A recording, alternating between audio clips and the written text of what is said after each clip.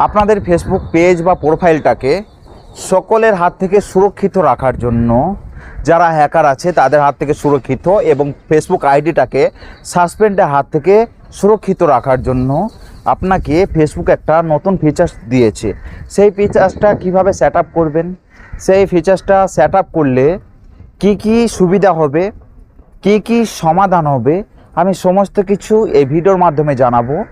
ভিডিওটা যদি ইউটিউব থেকে দেখে থাকেন তাহলে আমাকে সাবস্ক্রাইব করে পাশে থাকুন, যদি ফেসবুক থেকে দেখে থাকেন তাহলে আমাকে ফলো দিয়ে পাশে থাকুন।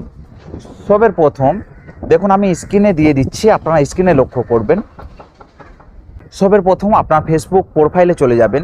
প্রোফাইলে আসার পর আপনার ড্যাশবোর্ডে চলে যাবেন, ড্যাশবোর্ডে ক্লিক করবেন। ড্যাশবোর্ডে ক্লিক করলে সবের নিচে চলে আসবেন।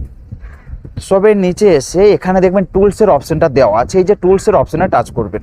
আর টাচ করার পর এই যে মডারেশন অ্যাসিস্ট, এই অপশানটাই ফেসবুক আপনাদেরকে ইউজ করতে বলেছে অন্যের হাত থেকে সুরক্ষিত। সেটা কেন, সেটা আপনাদেরকে সরাসরি দেখাচ্ছি। দেখুন, এই যে মডারেশন অ্যাসিস্টে এখানে টাচ করলাম।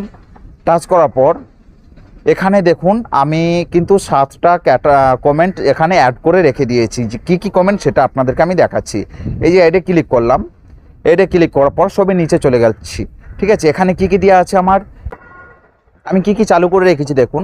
Link in comment, image in comment, property in comments, links to speaks sites, video in comment, keywords comment, spam comment. মানে এই সমস্ত কমেন্টগুলো আপনাকে যদি করে কেউ আপনার আইডিটাকে নষ্ট করার জন্য, তাহলে এটা ফেসবুক নিজেই সুরক্ষিত রাখবে।